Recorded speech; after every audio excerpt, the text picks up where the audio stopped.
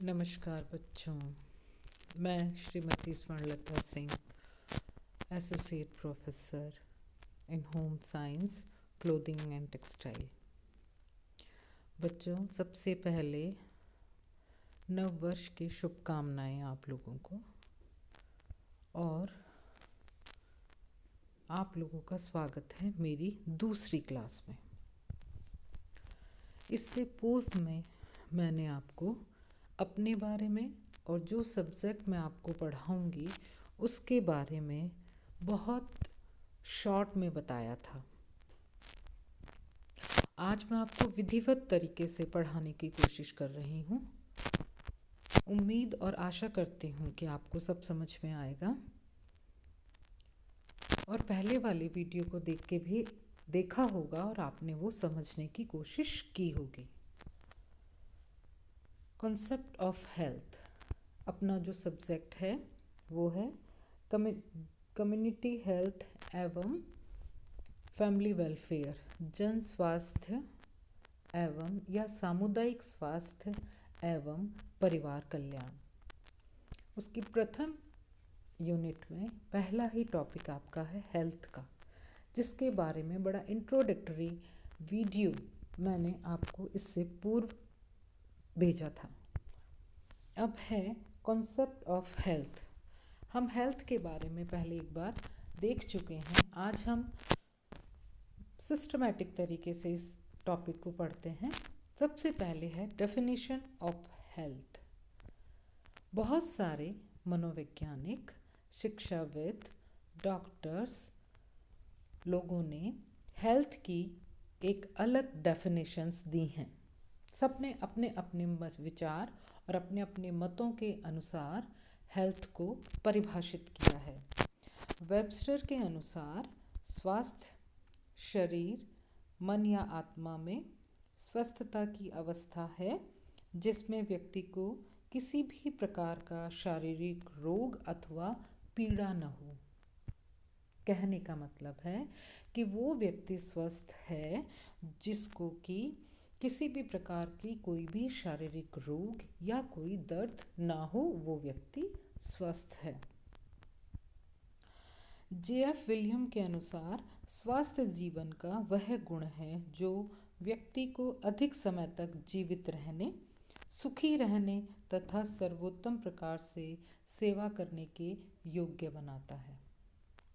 क्योंकि हम ये बहुत अच्छे से जानते हैं, अगर हम स्वस्थ रह सकते हैं तो ही हम दूसरों की सेवा और खुद की सेवा कर पाएंगे। विश्व स्वास्थ्य संगठन, जिसको हम वर्ल्ड हेल्थ ऑर्गेनाइजेशन कहते हैं, के अनुसार स्वास्थ्य रोग या निर्बलता का मात्र अभाव ही नहीं है, बल्कि शारीरिक, मानसिक तथा सामाजिक हित की पूर्ण अवस्था है। किस शरीर में सिर्फ कोई रोग ना होना या कोई पीड़ा होना ही मतलब एक स्वस्थ व्यक्ति की निशानी नहीं है, इसके अलावा भी है, बल्कि शारीरिक, मानसिक और सामाजिक हित की पूर्ण अवस्था है, पॉजिटिविटी है उसके अंदर। नेक्स्ट है ऑक्सफोर्ड डिक्शनरी के अनुसार स्वस्थ शरीर या मन की वह अवस्था जिसमें कार्य अधिक कुशलतापूर्वक एवं सर्वोत्तम प्रकार से हो सके। ये बात भी बहुत अच्छे से आप बच्चों जानते हैं कि अगर हम स्वस्थ हैं, हमारा शरीर स्वस्थ है, इसमें किसी भी प्रकार का कोई भी विकार नहीं है, तो हम अपनी कार्यक्षमता 100% देते हैं, अपनी कुशलता भी 100% देते हैं। अब कॉन्सेप्ट कहाँ से आया हेल्थ का? हेल्थ का कॉन्सेप्ट कैसे हमें मिला, ये मैंने आपको पिछले वीडियो में बताया था कि जैसे जैसे विकास होता चला गया, जैसे जैसे समाज उन्नत होता चला गया, सब लोगों ने स्वास्थ्य के प्रति अधिक से अधिक जागरूकता फैलानी शुरू की, और तब लोगों को समझ में आया कि स्वास्थ्य हर व्यक्ति का मौलिक अधिकार है जो उसे मिलना ही चाहिए। और उसी के आधार पर जैसे जैसे रिसर्चेस, अनुसंधान होते गए, वैसे वैसे सबको पता लगने लगा कि स्वास्थ्य होता क्या है, और सब मनोवैज्ञानिक और शिक्षाविदों ने, डॉक्टर्स ने एक स्वस्थ व्यक्ति की परिभाषाएं हमारे सामने रखी, और हम उनको जानकर ये कह सकते हैं कि कौन व्यक्ति स्वस्थ है या स्वास्थ्य किसे कहते हैं। अब है स्वास्थ्य के अवयव, कंपोनेंट्स ऑफ हेल्थ। अब WHO के अनुसार, जो उनकी परिभाषा है उसके अनुसार, स्वास्थ्य के 3 अवयव हैं, 3 कंपोनेंट्स हैं: शारीरिक स्वास्थ्य, मानसिक स्वास्थ्य और सामाजिक स्वास्थ्य। अब इन तीनों ही स्वास्थ्य के बारे में हम डिटेल में पढ़ेंगे। सबसे पहला है शारीरिक स्वास्थ्य, फिजिकल हेल्थ।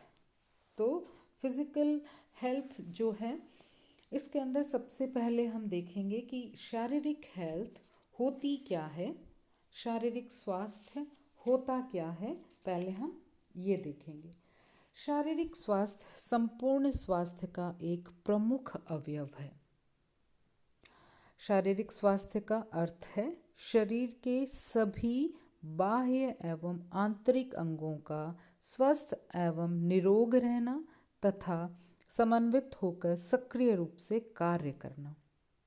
अगर शरीर के सभी अंग स्वस्थ रहते हैं और सुचारू रूप से कार्य करते हैं तो शरीर स्वस्थ रहता है। ठीक है, शरीर के स्वस्थ रहने से ही मन, आत्मा एवं मस्तिष्क स्वस्थ रहते हैं, जिसकी वजह से कार्य करने की क्षमता बढ़ती है। व्यक्ति उत्साहपूर्वक, कुशलतापूर्वक एवं व्यवहारपूर्वक किसी भी कठिन से कठिन कार्य को संपन्न कर पाने में सक्षम होता है। और जब व्यक्ति बीमार रहता है, उसे नींद नहीं आती, क्रोधित रहता है, उदास होता है, चिड़चिड़ा रहता है, या उसको कोई शारीरिक कष्ट है जिसकी वजह से ये सारे लक्षण उसमें दिखाई देते हैं, तो उसमें ना तो कार्य करने का उत्साह रहता है, ना कार्य में कुशलता होती है और ना ही कार्य में पूर्णता होती है। तो हम कह सकते हैं कि शारीरिक स्वास्थ्य जो है वो संपूर्ण स्वास्थ्य है और उसका एक इम्पॉर्टेंट अवयव है। आप शारीरिक स्वास्थ्य की क्या विशेषताएं होनी चाहिए कि हमें ये लगे कि शारीरिक स्वास्थ्य जो है वो इस तरीके का, मतलब ये स्वस्थ है। तो सबसे पहले त्वचा धब्बे रहित, कांति युक्त, लचकदार और झुर्री विहीन होनी चाहिए। तो हमें समझ में आता है और हम कहते हैं कि अरे वाह, वो व्यक्ति कितना स्वस्थ है, उसके चेहरे पे, उसके कद काठी में कितना ग्लो है, वो चीज़ें। नाक, कान, आँखें दोष रहित होनी चाहिए। बाल रूखे सूखे नहीं बल्कि चमकदार और सॉफ्ट होने चाहिए। पाचन अंग ठीक से कार्य कर रहे हों जिससे खुलकर भूख लगे। दांत सफ़ेद हों, सांस मीठी मीठी हो, दुर्गंध युक्त ना हो, गहरी निंद्रा आए, व्यक्ति का नाड़ी संस्थान, कंकाल तंत्र, तंत्रिका तंत्र और बाकी सारे अंग स्वस्थ हों तथा कार्य ठीक से कर रहे हों। शरीर के सभी आंतरिक अंग रोग मुक्त हों एवं उनके आकार असाधारण रूप से बड़े या छोटे ना हों। व्यक्ति में कठिन परिश्रम करने की क्षमता एवं सहनशीलता हो और व्यक्ति को विश्राम अवस्था में उसकी नाड़ी गति, रक्तचाप एवं श्वसन गति इत्यादि सब सामान्य हो। ये एक किसी भी स्वस्थ व्यक्ति के शारीरिक स्वास्थ्य की विशेषता है। अब शारीरिक स्वास्थ्य को प्रभावित करने वाले कौन कौन से कारक होते हैं? सबसे बड़ा कारक हमारी शारीरिक स्वास्थ्य को जो प्रभावित करता है वो है हमारा खान पान। अगर हमारा खान पान सही नहीं होगा, समय पे नहीं होगा, पौष्टिक और संतुलित नहीं होगा तो हमारा शरीर भी ना तो संतुलित होगा, ना उत्साहपूर्ण होगा और ना ही किसी कार्य को ठीक से करने में सक्षम होगा। दूसरा है शारीरिक स्वास्थ्य को जो दूसरा प्रभावित करता है वो है पारिवारिक वातावरण। अगर परिवार में कलेश है, गृह कलेश है, परिवार में विवाद रहता है, परिवार में सदस्य ज़्यादा हैं, आमदनी कम है और परिवार का वातावरण हर समय कलेशपूर्ण रहता है, ऐसे में बालक का शारीरिक जो स्वास्थ्य है वो कभी अच्छा नहीं रहता। उसे टेंशन रहे, तनाव रहेगा, जिससे उसे निद्रा नहीं आएगी, उसके पाचन संस्थान पर समस्या होगी, उसकी संपूर्ण शरीर की क्षमताओं पर नकारात्मक प्रभाव पड़ेगा, जिससे कि उसका शारीरिक स्वास्थ्य निरंतर गिरता चला जाएगा। बड़े बुजुर्गों ने कहा है, चिंता चिता के समान होती है। ऐसे में अगर पारिवारिक वातावरण की वजह से चिंताएं होती हैं तो हमारा शारीरिक स्वास्थ्य भी गिरता है। हमारे शारीरिक स्वास्थ्य को हमारा आर्थिक स्तर जो है वो भी प्रभावित करता है। कई बार आर्थिक परिस्थितियों की वजह से हमारा खान पान, हमारी पौष्टिकता हमें उतनी नहीं मिल पाती है जितनी कि मिलनी चाहिए। ऐसे में हमारा शारीरिक स्वास्थ्य का स्तर गिर सकता है। उसके बाद है दुर्घटना। कभी कभार या कभी कभी कोई दुर्घटना हो जाए, एक्सीडेंट हो जाए, जिसकी वजह से शरीर में किसी प्रकार का कोई विकार आ जाए या शरीर में किसी प्रकार की कोई इंजरी हो जाए, चोट लग जाए, तो भी शारीरिक स्वास्थ्य जो है हमारा प्रभावित होता है और हमारी कार्य क्षमता और हमारे नॉर्मल सामान्य जो हमारे शारीरिक स्वास्थ्य है उस पे नकारात्मक प्रभाव पड़ता है। इसके अलावा रुचि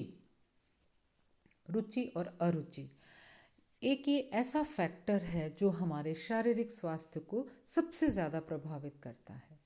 खाने में जब हमारी रुचियाँ ज़्यादा प्रभावी होती हैं तब हमारे खाने में पोषण का स्तर गिर जाता है और पोषण के स्तर के गिरने की वजह से, असंतुलित होने की वजह से शरीर में बहुत सारे पोषक तत्वों की कमी हो जाती है, जिसके साइड इफ़ेक्ट देखने के लिए मिलते हैं।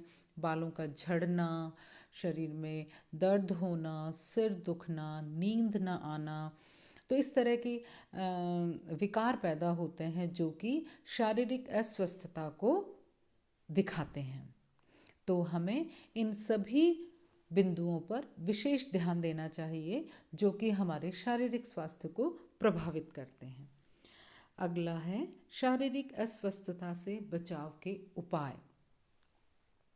सामान्य से शब्दों में कहें हम तो पारिवारिक वातावरण स्वस्थ और अच्छा होना चाहिए, जिसकी वजह से किसी भी प्रकार के तनाव या चिंता न रहे और शारीरिक क्षमताओं पर नकारात्मक प्रभाव ना पड़े। अपने पोषण स्तर को दुरुस्त रखना और संतुलित रखना, हेल्दी खाना खाना, रोज सुबह उठ के व्यायाम करना, खूब सारा पानी पीना, जो कुछ भी हमारे स्वास्थ्य के लिए सकारात्मकता लिए हुए गतिविधियां होती हैं, उन गतिविधियों को अगर हम उनका पालन करें, उनको धारण करें अपने अंदर, तो हमें शारीरिक स्वास्थ्यता को बरकरार रखने में, कायम रखने में ज़्यादा सफलता हासिल होगी और हम सकारात्मक प्रभाव की तरफ बढ़ेंगे। बच्चों, ये मैंने जो अभी आपको बताया है ये है physical health, components of health का पहला कंपोनेंट, पहला अवयव है शारीरिक स्वास्थ्य। अगले वीडियो में नेक्स्ट मैं आपको बताऊंगी मानसिक स्वास्थ्य और सामाजिक स्वास्थ्य।